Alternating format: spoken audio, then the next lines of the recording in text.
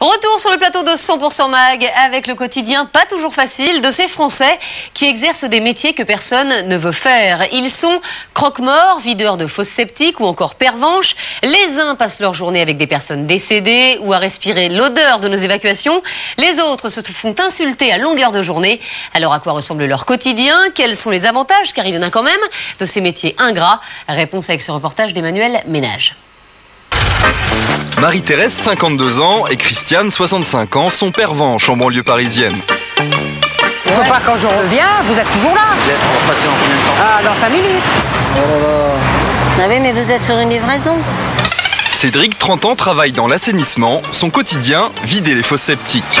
Pareil que d'être dans la merde, donc ça porte chance de mettre le pied. Moi, j'y mets toute la tête des fois. Anthony, 22 ans, débute tout juste sa carrière de croque-mort. Je suis en train de préparer l'habillage du cercueil pour pouvoir accueillir le défunt. Leur point commun, tous exercent un métier ingrat, malmené quotidiennement. Quelqu'un qui passe là, qui me dit salope. Toute la journée, la tête plongée dans des matières nauséabondes. C'est-à-dire de la merde, quoi, simplement. Ou bien en contact permanent avec les morts. C'est pas un monstre, c'est pas... Non, c'est une personne. Ouais, mais il faut Aujourd'hui, plus personne ne voudrait être à leur place. Et pourtant, vous allez voir que derrière les nombreux préjugés que véhiculent ces trois métiers, se cache en fait une réalité plus sympathique qu'il n'y paraît. Il est 10 h du matin, Anthony commence sa journée par la toilette d'un monsieur décédé hier soir à la maison de retraite. Je suis en train d'appliquer la crème hydratante pour pouvoir en fait hydrater la peau, tout simplement. Donc en fait, on essaie de lui redonner un teint vivant. C'est en lisant une petite annonce qu'à 22 ans, Anthony a découvert son étrange vocation. Maquiller, coiffer, manipuler des cadavres, un métier que peu de gens accepteraient d'exercer mais dont le jeune homme est aujourd'hui très fier. Mon boulot, en fait, c'est de les rendre beaux pour la famille, qui viennent se recueillir avec le visage qu'ils avaient avant, pour qu'ils se souviennent de leur défunt, en fait, à l'état naturel. Donc mon but à moi, c'est d'essayer de leur rendre leur joie, en fait, de voir leur défunt tout beau. Une fois le défunt rendu tout beau, c'est lui qui se charge également d'effectuer la mise en bière. Une étape durant laquelle Anthony ne doit surtout pas avoir la tête ailleurs. Si je mets malheureusement le mauvais défunt dans le mauvais cercueil, ça peut être fatal pour la famille. Et là, même pour nous, c'est une erreur suprême. À Boulogne, au même moment, Christiane et Marie-Thérèse prennent leur service. Les filles, vous faites ce côté-là et nous, on fait l'autre côté. D'accord. À tout de suite. Dans cette ville où la circulation est particulièrement dense, les occasions d'enlever des véhicules ou de verbaliser ne se font jamais attendre. Eh bien, il n'a pas mis son ticket, donc je vais le verbaliser. Et oui. Une amende à 11 €. On met la date, évidemment, le numéro d'agent. Aujourd'hui, la pervenche se montre sans pitié. Et pourtant, dans le passé, Christiane n'a pas toujours eu la même assurance en dégainant son carnet. Au début, j'ai eu du mal. Hein. Oh là là, j'avais peur. Je regardais, je dis, oh, pourvu qu'il arrive pas. Ouh, si jamais il arrive, oh là là, je posais vite, puis boum, je partais. Mais après 30 ans de métier et plus de 80 papillons établis quotidiennement, Ah, vous êtes en stationnement gênant là, monsieur. elles ont pris l'habitude d'affronter la colère des habitants. Une voiture en warning qui est pas bien garée, tout de suite.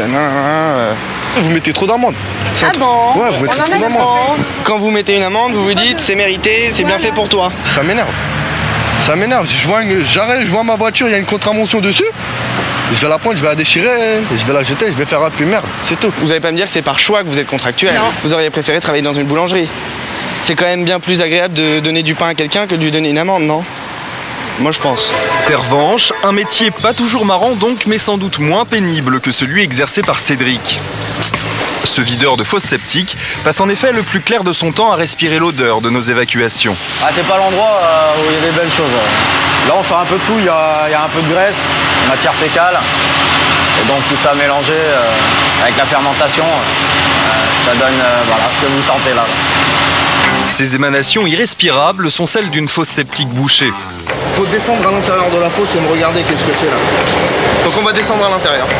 Le patron de Cédric lui ordonne donc d'intervenir. Il va falloir aller faire un petit tour en bas là-bas. Bottes, masques, combinaisons, si le jeune homme se protège autant, c'est parce qu'à tout moment, une chasse d'eau tirée dans l'immeuble pourrait se déverser sur lui. Là, s'il y a quelqu'un qui ouvre la chasse d'eau, et bah, tout ressort par là et c'est la douche. La douche de quoi? De merde. Mais heureusement, en contrepartie, le jeune homme gagne plutôt bien sa vie. Chaque mois, son salaire de 2000 € est en effet presque doublé par les pourboires que lui versent les clients compatissants. Merci beaucoup. Je suis content de leur prestation. Voilà. En général, on va dire, allez, sur 5 personnes dans une journée, il y en a 4 qui donnent. Anthony, lui non plus, n'a pas à se plaindre. En plus de son salaire de 1500 € par mois, il bénéficie d'un autre avantage, ce spacieux logement de fonction.